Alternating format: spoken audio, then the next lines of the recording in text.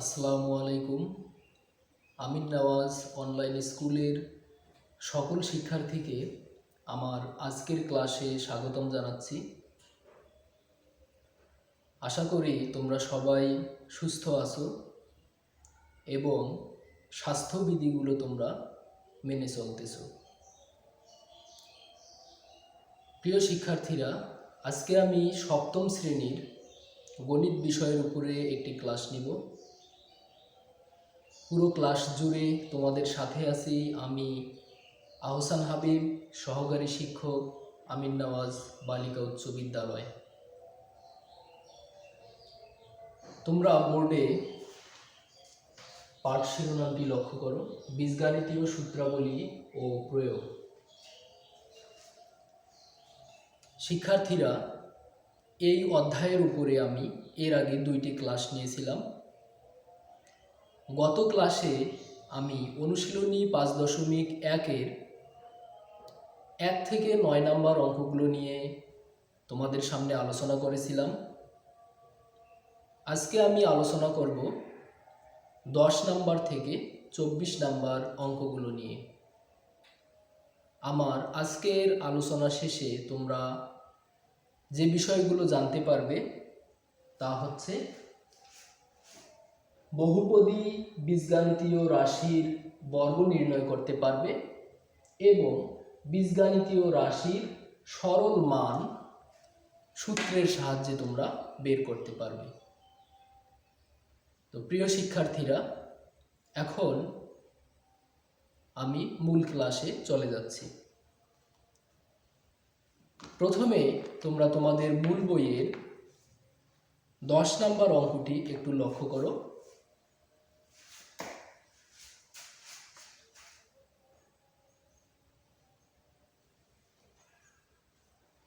অঙ্কটি হচ্ছে 2x + y - z। এই অঙ্কটির বর্গ আমাদের সূত্রের সাহায্যে নির্ণয় করতে হবে।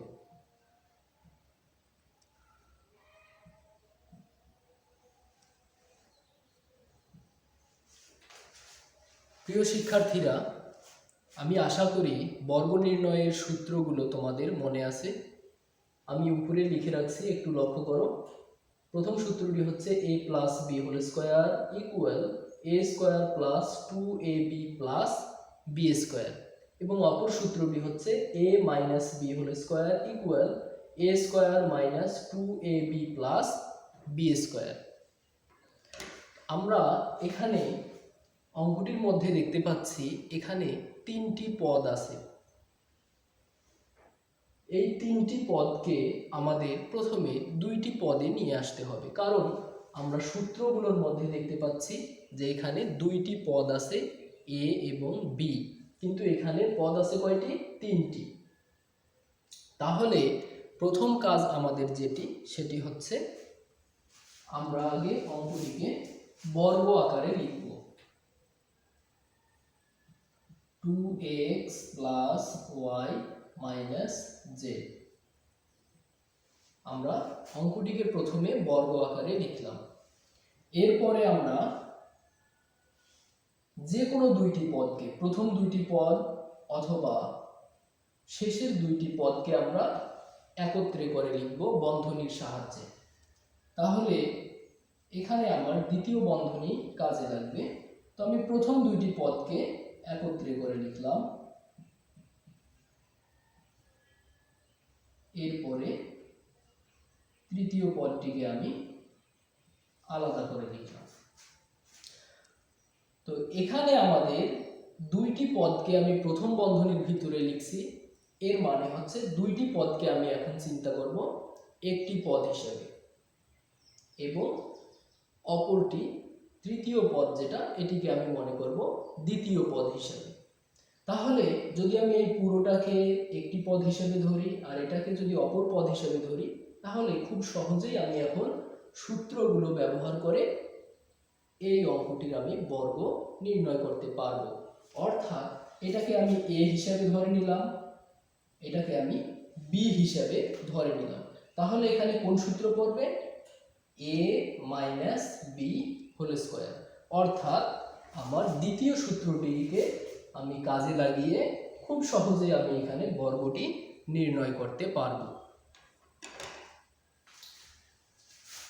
তোমরা একটু ভালোভাবে লক্ষ্য করো, সূত্রটি হচ্ছে a square minus 2ab plus b square. তাহলে a এর জায়গায় এখানে কি আছে?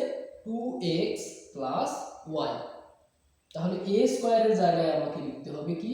2x plus y।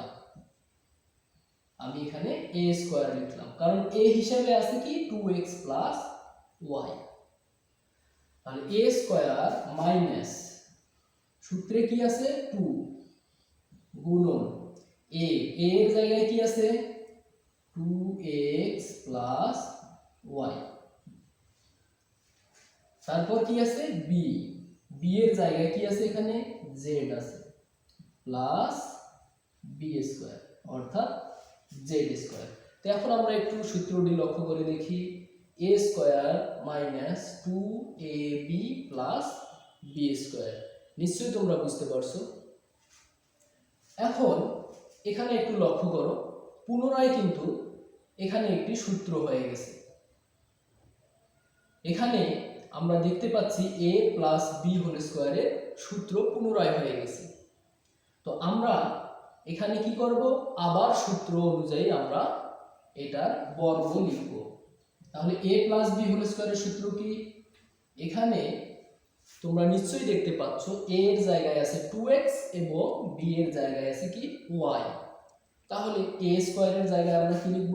2x তার উপরে a স্কয়ার দিয়ে দিলাম। তাহলে a স্কয়ার পেলাম প্লাস সূত্রের 2। আমরা কিন্তু এতটুক জায়গার কাজ আমরা করতেছি। তাহলে a স্কয়ার প্লাস 2a এর জায়গায় কি আছে? 2x, b এর জায়গায় আছে কি? y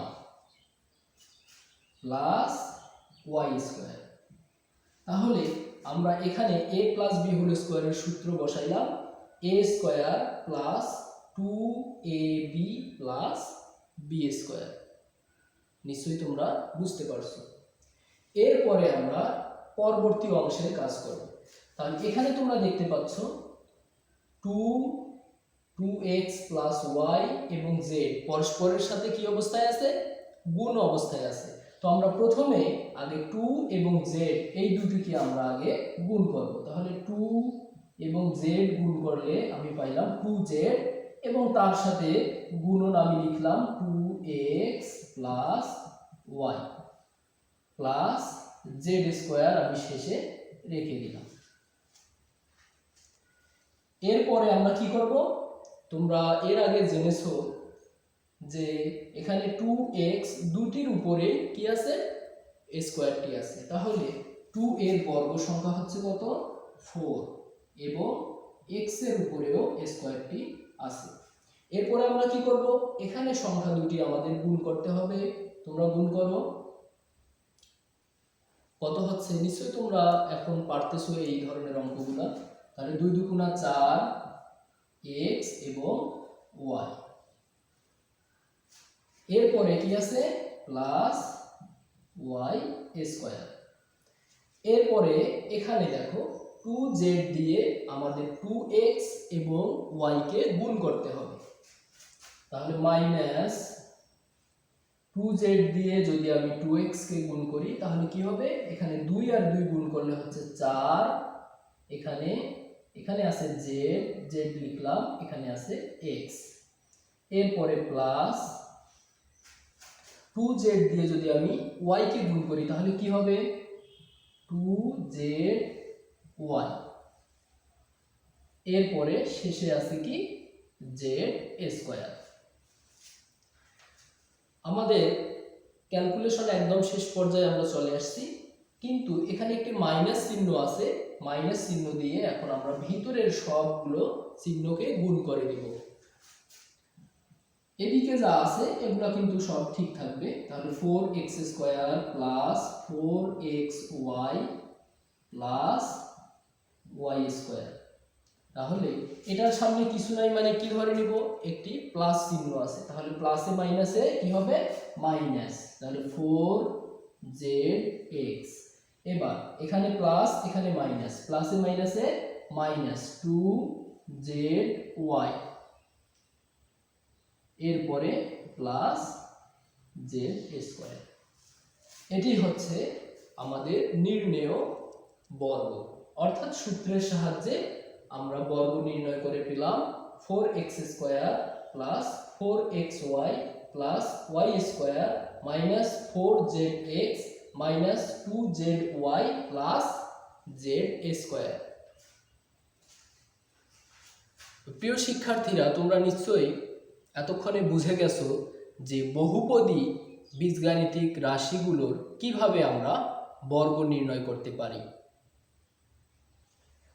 আমি তোমাদের আরেকটি অঙ্ক করে দেখাচ্ছি, তোমরা একটু ভালোভাবে লক্ষ্য করো।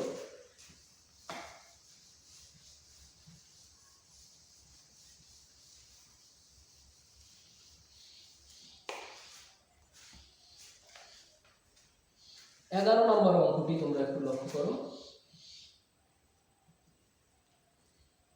2a minus B plus 3c এর বর্গ।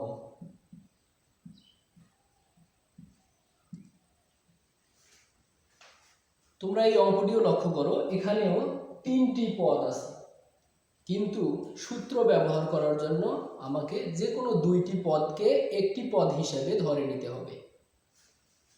তাহলে প্রথম কাজ হচ্ছে আমার, এখানে আমি বর্গ আকারে আগে অঙ্কটিকে লিখব।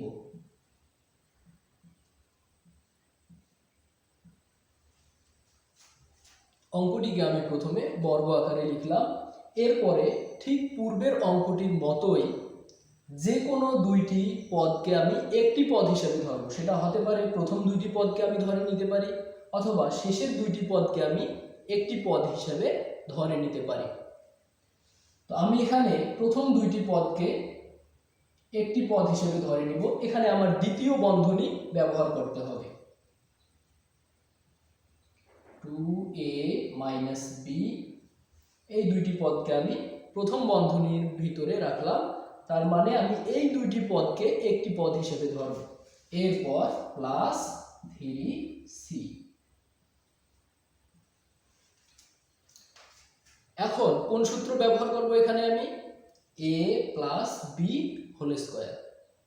তাহলে a প্লাস বি হোল স্কোয়ারের সূত্রে বসিয়ে আমি বাকি কাজ শেষ করব। তাহলে a প্লাস বি হোল স্কোয়ারের সূত্র কি নিশ্চয়ই তোমাদের জানা আছে, a square plus 2ab plus b square. তাহলে a এর জায়গায় আমি এখানে ধরে নিব কাকে? 2a মাইনাস বি, এটাকে আমি a হিসেবে ধরে নিব এবং 3c কে আমি b হিসেবে ধরে নিব। তাহলে সূত্রে প্রথমে আছে a স্কোয়ার, তাহলে আমি এখানে কি লিখব? 2a মাইনাস বি স্কোয়ার, তারপর প্লাস 2ab, a এর জায়গায় কি আছে? 2a মাইনাস বি,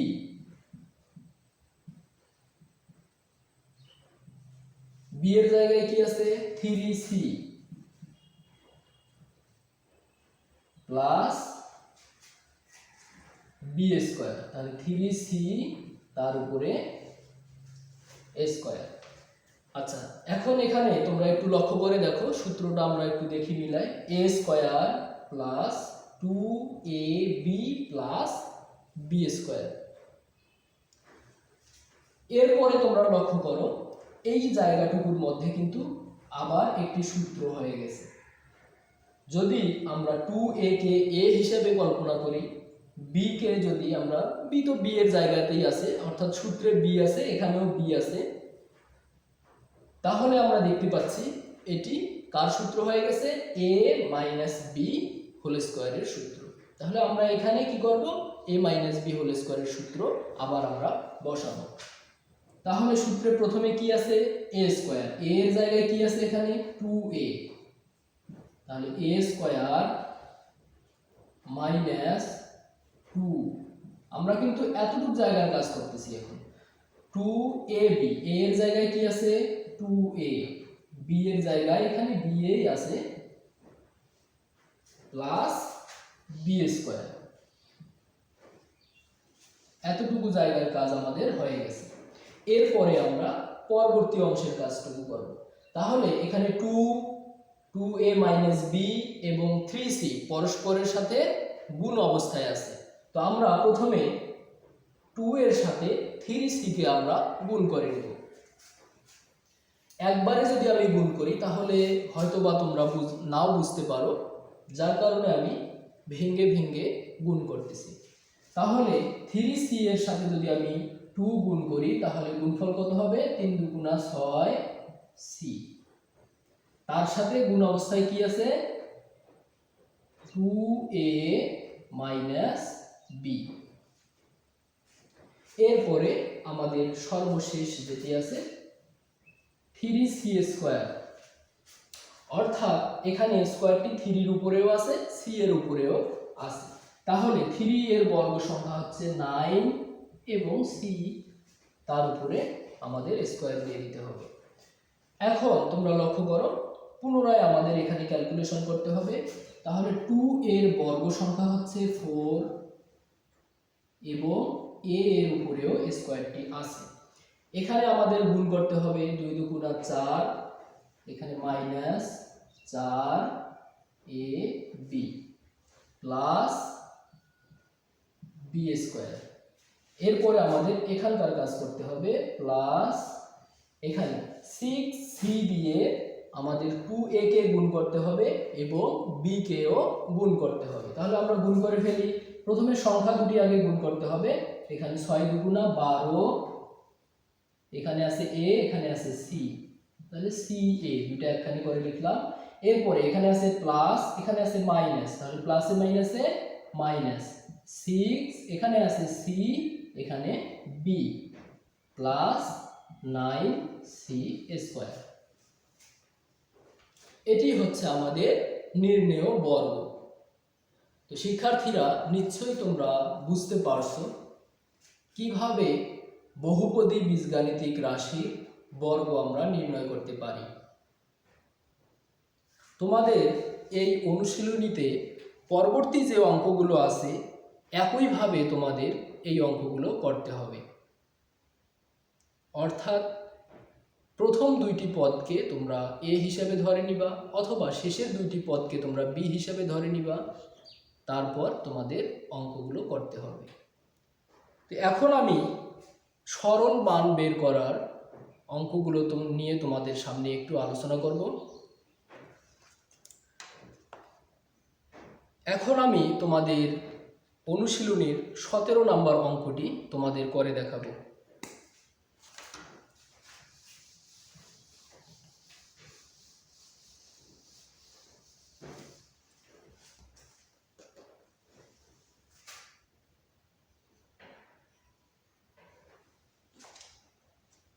সতেরো নম্বর অঙ্কটি হচ্ছে 2a + 1 হোল স্কয়ার -4a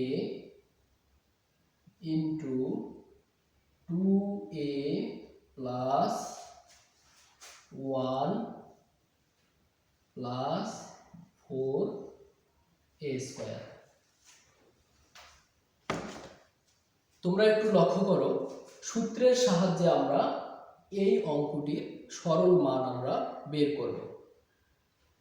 এর জন্য এখানে আমাদের একটু কাজ করে নিতে হবে। এখানে 4a এটিকে আমরা ভেঙে লিখব।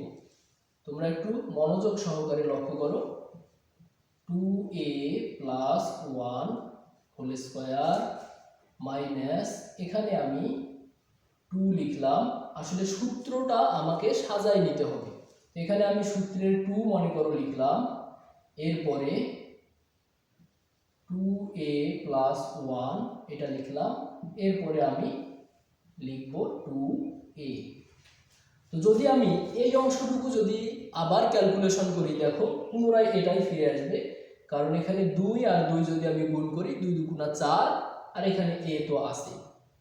এই অংশটুকু ক্যালকুলেশন করলে আমি এই অংশটুকু ফিরে পাচ্ছি।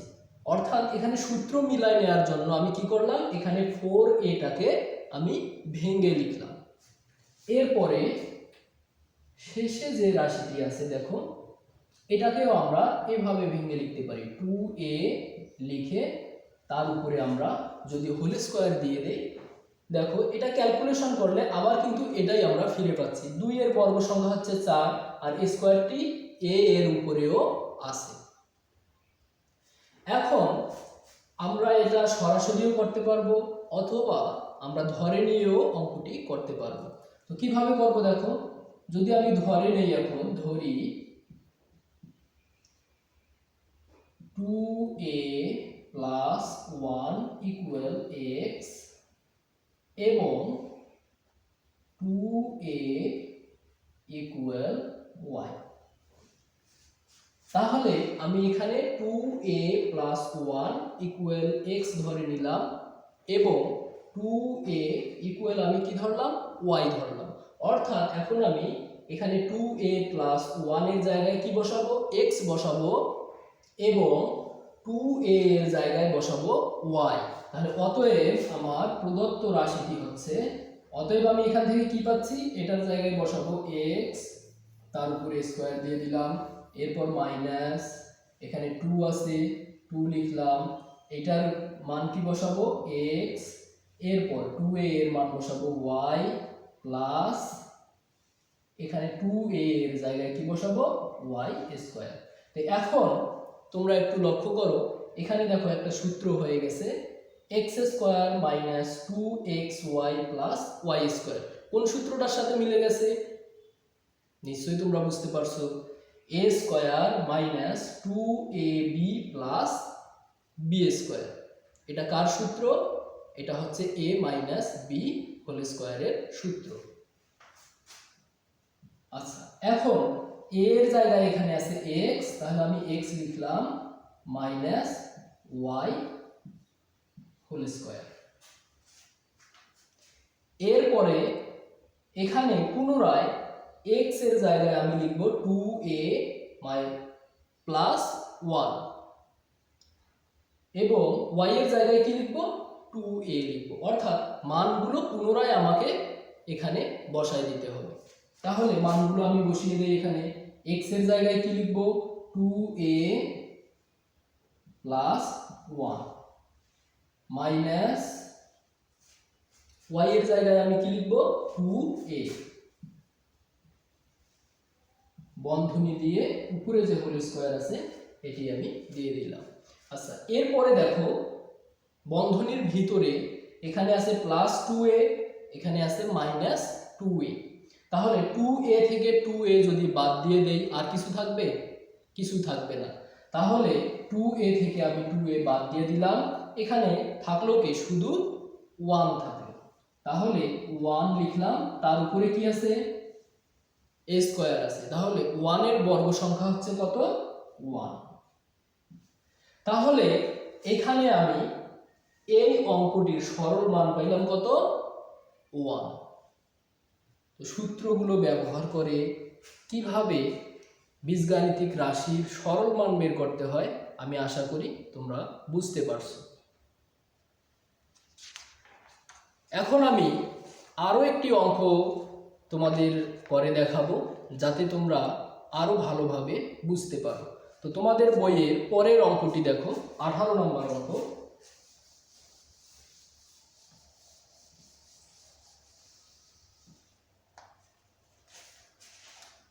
18 নম্বর অঙ্কটি হচ্ছে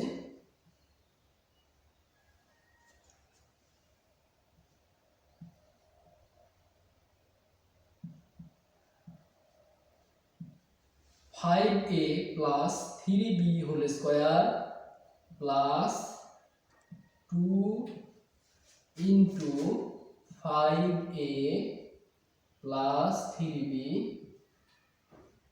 into 4a minus 3b plus 4a minus 3b whole square। তোমরা একটু মনোযোগ সহকারে লক্ষ্য করলেই বুঝতে পারবা অঙ্কটি অলরেডি সূত্র হয়েই আছে। 5a plus 3b এটাকে যদি আমি a হিসাবে ধরি, এখানে এটাকে a হিসাবে ধরলাম, এটাকে যদি আমি b হিসাবে ধরি এবং এটাকেও যদি আমি b হিসাবে ধরি, তাহলে দেখো অলরেডি কিন্তু সূত্র হয়েই আছে অঙ্কটি a square plus 2ab plus b square, একেবারে সহজ। তাহলে এখন আমি কি করব, অঙ্কটি ধরে নিয়ে আমি করব। ধরি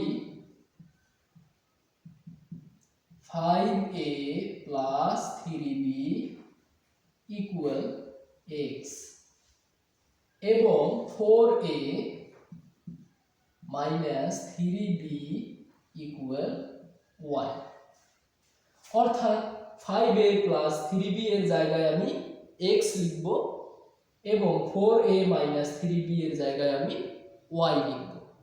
তাহলে আমার প্রদত্ত রাশিটি যেটি দাঁড়ালো সেটি হচ্ছে, এইটার জায়গায় আমি লিখলাম x, তার উপরে স্কয়ার আছে, তারপর এখানে প্লাস 2, এটার জায়গায় আমি কি ধরে নিছি x, তাহলে এখানে x লিখলাম, এটার জায়গায় আমি ধরে নিছি কি y লিখলাম, প্লাস শেষে যে রাশিটা আছে এটার জায়গাতেও আমি লিখব y, তারপরে স্কয়ার। তোমরা লক্ষ্য করো সূত্র হয়ে গেছে x square plus 2xy plus y স্কয়ার। কার সূত্র হয়ে গেছে এটা? a প্লাস b হোল স্কয়ারের সূত্র, অর্থাৎ a square plus 2ab plus b square. কিন্তু এখানে a এর জায়গায় আমাদের কি আছে? x আছে, তাহলে x plus y whole square. বুঝতে পারছো? পূর্বের অঙ্কটির মতো কি করতে হবে, পুনরায় আমাদের এই মানগুলো বসিয়ে দিতে হবে। অর্থাৎ x এর জায়গায় আমি লিখব 5a প্লাস 3b এবং y এর জায়গায় আমি লিখব 4a মাইনাস 3b। তাহলে আমি মানগুলো পুনরায় বসিয়ে দেই। x এর জায়গায় কি লিখব? 5a প্লাস 3b, এখানে যে প্লাস, মাঝখানে প্লাস দিয়ে দিলাম। y এর জায়গায় কি লিখব? 4a মাইনাস 3b, বন্ধনী দিয়ে তার উপরে স্কয়ারটা দিয়ে দিতে হবে। এরপর এখানে লক্ষ্য করো, আমরা ভিতরে দেখতে পাচ্ছি এখানে 3b আর 3b কাটা যাচ্ছে, অর্থাৎ 3টা b থেকে 3টা b বাদ দিয়ে দিলাম, আর কিছু নেই, এখানে শূন্য। এরপর কি করতে হবে, এখানে 5a আছে, এখানে 4a, তাহলে 5a এর সাথে কি করতে হবে? 4a আমাকে যোগ করতে হবে, যেহেতু সামনে যোগ চিহ্ন আছে। তাহলে কত হচ্ছে?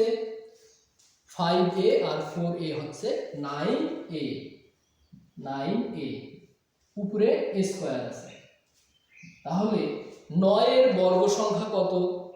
তোমরা নিশ্চয়ই জানো 9 এর বর্গ সংখ্যা হচ্ছে 81 এবং এর উপরেও কি আছে? স্কয়ারটি আছে।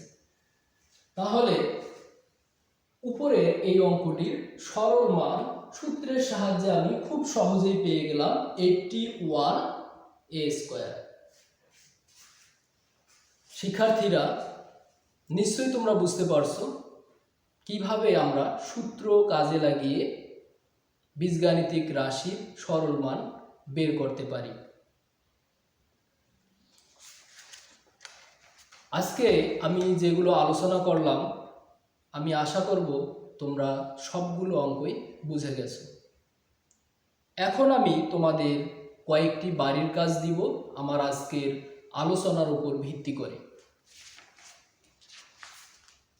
তোমাদের বাড়ির কাজগুলো হচ্ছে,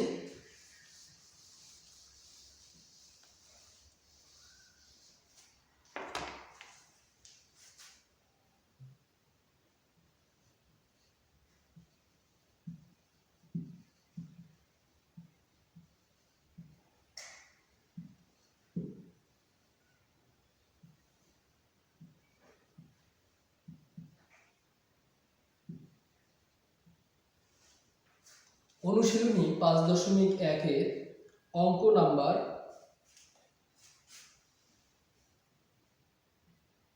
11 এবং অঙ্ক নাম্বার 15, অর্থাৎ এই দুটি অঙ্ক তোমরা সূত্রের সাহায্যে বর্গ নির্ণয় করবে। এবং সরল মান নির্ণয় করার জন্য আরো দুটি অঙ্ক আমি তোমাদের বাড়ির কাজ দিব। সেই অঙ্ক দুটি হচ্ছে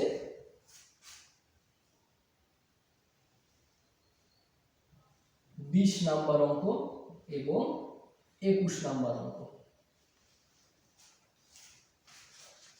শিক্ষার্থীরা, তোমরা এই বাড়ির কাজগুলো সুন্দরভাবে খাতায় করে সেগুলোর ছবি উঠায়ে তোমরা কমেন্ট বক্সে সেগুলো আপলোড করবে। এছাড়াও আজকের এই ক্লাস সম্পর্কে যদি তোমাদের কোনো জিজ্ঞাসা থাকে, কোনো কিছু যদি না বুঝো, সেটিও তোমরা কমেন্ট বক্সে জানাবে। আজকের ক্লাস এ পর্যন্তই। সবাই ভালো থাকো। আল্লাহ হাফেজ।